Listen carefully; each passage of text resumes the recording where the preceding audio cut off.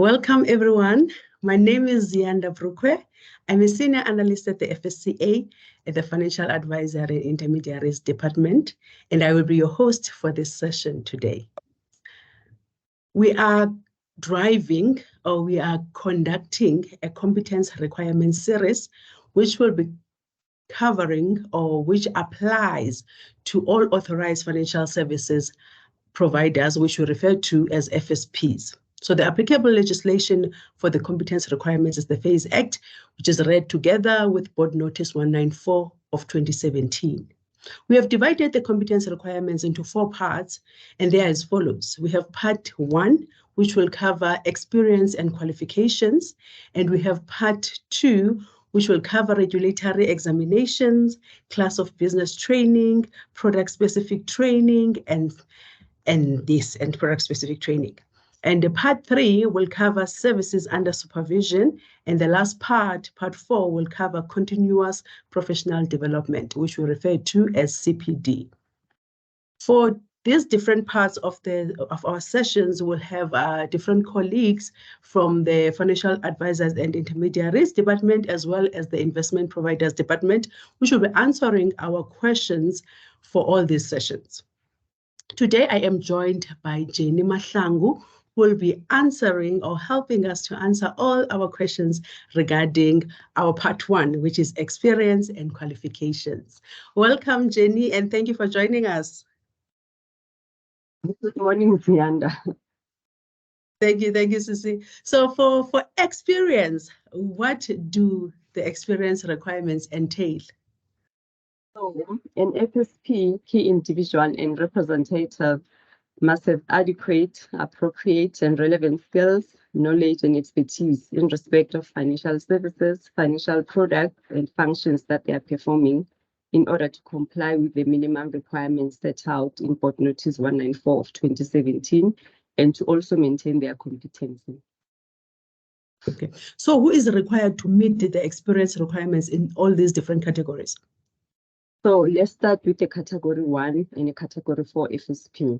A Category 1 FSP and its representatives must have the minimum experience that are listed in column B or C of Table 1 in Annex 1, contained in Board Notice 194 of 2017. This is in relation to the financial products listed in column A of Table 1 in respect of the particular financial services which they are authorized or appointed for. And then a key individual of a Category 1 FSP must have at least 1 year's experience in the management or oversight of the rendering of a particular financial service by a Category 1 FSP. And then a Category 4 FSP and its representatives must have at least 1 year's experience in the rendering of Category 4 financial services. A key individual of a Category 4 FSP must have at least 1 year's experience in the management of the Category 4 financial services. And then moving on to Category 2 and 2A FSP. A Category 2 FSP and its representative must have the minimum experience in the rendering of Category 2 financial services in respect of the financial products that are listed in column B of the table. And this is in relation to a financial product listed in column A of Table B in Annex 1 of the Board Notice. And then a key individual of a Category 2 FSP must at least have 1 year's experience in the management or oversight of a Category 2 financial services. And then a Category 2A financial services provider and its representative must have at least 3 years experience in the rendering of Category 2A financial services. Meanwhile, a key individual of a Category 2A FSP must have 1 year's experience in the management or oversight of a Category 2A financial services. And then a Category 3 FSP and its representative must have at least 3 years experience in the rendering of Category 3 financial services, with the key individual of a Category 3 needing 1 year's experience in the management or oversight of a Category 3 financial services. Oh, okay. So this experience, does it continuously go on or does it elapse at any time? Okay, so the experience that is gained by an FSP or a representative lapses when the FSP or representative has not rendered the particular financial service in respect of a particular category of FSP for a period of 5 consecutive years. And the experience that is gained by a key individual also lapses when the key individual has not managed or overseen the rendering of a particular financial service in respect of a particular category of FSP for a period of 5 consecutive years.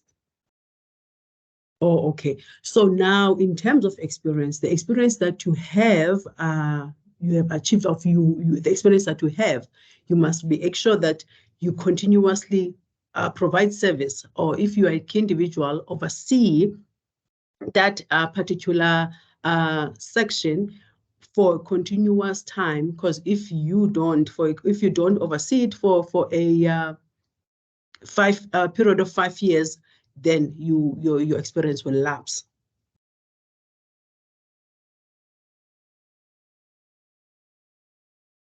Okay, thank you, Jenny. Then that is our detailed explanation on experience. Now we're moving on to qualifications. What is the relevant qualification that is required for these different categories, Jenny? There are various qualifications that are recognized by the FSCA, and the qualification list can be found on the FSCA website, which is www.fsca.co.za. We'll take you through the website to get to the qualifications list. Okay, let me go there. Okay, I will share my screen.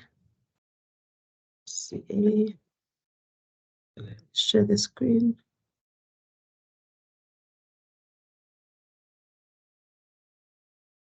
Okay, we are at the FSCA website. On the FSCA website, you then click on regulated entities.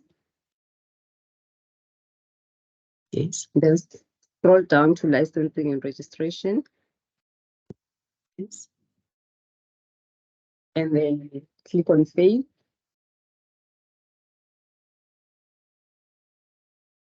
And then scroll down to Competency Requirements. Competence requirement. To fit and proper. Yes. And then within fit and proper, click on Competency Requirements. And that's where the qualification list can be found. Okay, then you can find here in qualifications. You find all the different things that you will need regarding qualifications. That's correct. Okay. Stop sharing. Thank you, Jenny, for that. So I'm sure everyone will be able to find their way to the FSCA website and be able to view all of those, that information that is there regarding experience and qualifications as well. So are there any exclusions, Jenny, regarding qualification requirements? Yes, there are. It must be noted that the competency requirements that are relating to the qualifications contained in the board notice do not apply to a Category 1 FSP, its representatives, and key individuals that are authorized, approved, or appointed only to render financial services or manage or oversee financial services in respect of long-term insurance subcategory 1.1 and friendly society benefits subcategory 1.19. And then furthermore, it must be noted that the qualifications requirement do not apply to representatives of a Category 1 FSP that is appointed only to perform execution of sales. However, this is subject to conditions that are outlined in Section 22 of the Fit and Proper Requirement.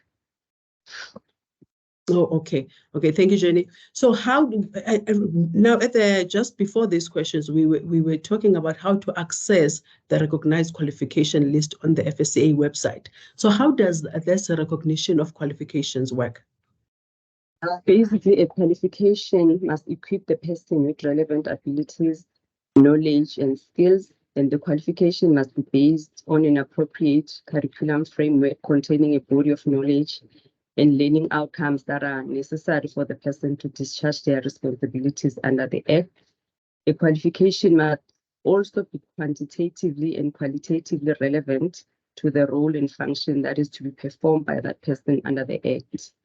In terms of non-unit standard-based qualification, a qualification must have at least 3 appropriate subjects from the subject list, and for a degree level, there must be at least 1 appropriate subject as a measure at final year level.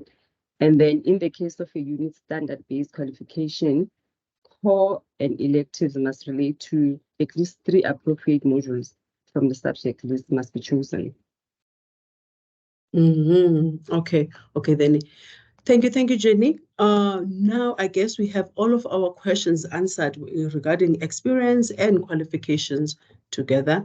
Thank you, Jenny, for that. And thank you, everyone, for joining us for this session, which we covered this part 1. There's still part 2, part 3, and part 4 coming up. Please join us for those sessions as well, so you can have the holistic view of what is competence requirements. Thank you very much, Jenny, for joining us today, and thank you everyone for joining us.